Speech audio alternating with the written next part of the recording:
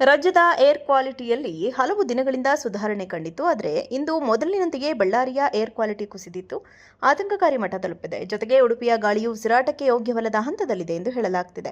ಬೆಂಗಳೂರಿನ AQI ಸದ್ಯಕ್ಕೆ ಒಳ್ಳೆಯ ಮಟ್ಟದಲ್ಲಿದ್ದು, ಆದರೂ ಬೆಂಗಳೂರಿನ ವಾಯು ಗುಣಮಟ್ಟ ಅನಾರೋಗ್ಯಕರ ಮಟ್ಟದಲ್ಲಿಯೇ ಇದೆ ಎಂದು ತಜ್ಞರು ತಿಳಿಸಿದ್ದಾರೆ. ಬಳ್ಳಾರಿಯಲ್ಲಿ ಕೆಲ ತಿಂಗಳ ಹಿಂದೆ ವಾಯು ಗುಣಮಟ್ಟ ಅಪಾಯಕಾರಿ ಮಟ್ಟಕ್ಕೆ ಇಳಿದಿತ್ತು, ಹಲವು ಬಾರಿ 200ರ ಗಡಿ ತಲುಪಿತ್ತು. ಆದರೆ ಇತ್ತೀಚೆಗೆ AQI ಸುಧಾರಣೆ ಕಂಡುಬಂದಿತ್ತು. ಇದೀಗ ಮತ್ತೊಮ್ಮೆ ಜಿಲ್ಲೆಯ ವಾಯು ಗುಣಮಟ್ಟ ಕಳಪೆಯಾಗಿದ್ದು 150ಕ್ಕೂ ಹೆಚ್ಚಿದೆ. ಕೆಲ ದಿನಗಳ ಹಿಂದೆ ಎಷ್ಟೇ ತೀವ್ರ ಕಳಪೆ ಮಟ್ಟಕ್ಕೆ ಇಳಿದಿದ್ದ ಬೆಂಗಳೂರಿನ ಏರ್ ಕ್ವಾಲಿಟಿ ಇಂದು 129ಕ್ಕೆ ತಲುಪಿದೆ. ಮಂಗಳೂರು ಮತ್ತು ಉಡುಪಿಯ AQI 100ಕ್ಕಿಂತ ಹೆಚ್ಚಿದ್ದು ಅನಾರೋಗ್ಯಕರ ಮಟ್ಟದಲ್ಲಿದೆ.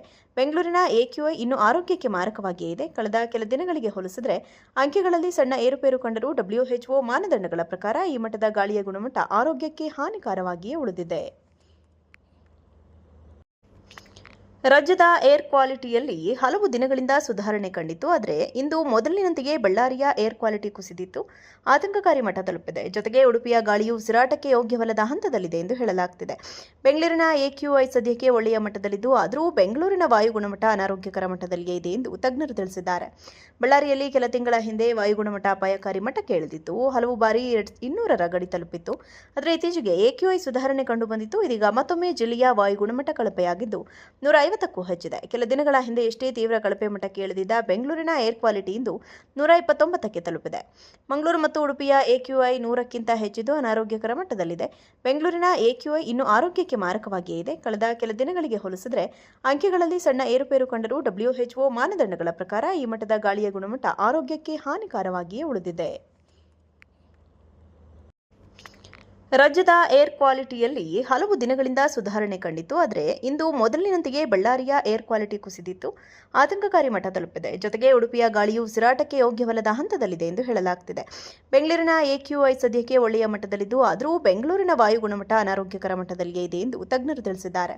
ಬಳ್ಳಾರಿಯಲ್ಲಿ ಕೆಲ ತಿಂಗಳ ಹಿಂದೆ ವಾಯು ಗುಣಮಟ್ಟ ಅಪಾಯಕಾರಿ ಮಟ್ಟಕ್ಕೆ ಇಳಿದಿತ್ತು, ಹಲವು ಬಾರಿ 200ರ ಗಡಿ ತಲುಪಿತ್ತು.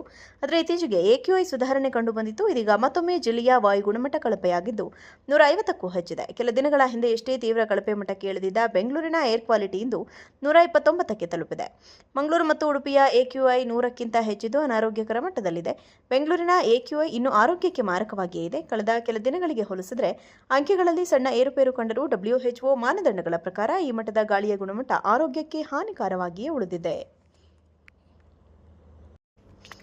ರಾಜ್ಯದ ಏರ್ ಕ್ವಾಲಿಟಿಯಲ್ಲಿ ಹಲವು ದಿನಗಳಿಂದ ಸುಧಾರಣೆ ಕಂಡಿತ್ತು. ಆದರೆ ಇಂದು ಮೊದಲಿನಂತೆಯೇ ಬಳ್ಳಾರಿಯ ಏರ್ ಕ್ವಾಲಿಟಿ ಕುಸಿದಿತ್ತು, ಆತಂಕಕಾರಿ ಮಟ್ಟ ತಲುಪಿದೆ. ಜೊತೆಗೆ ಉಡುಪಿಯ ಗಾಳಿಯು ಉಸಿರಾಟಕ್ಕೆ ಯೋಗ್ಯವಲ್ಲದ ಹಂತದಲ್ಲಿದೆ ಎಂದು ಹೇಳಲಾಗುತ್ತಿದೆ.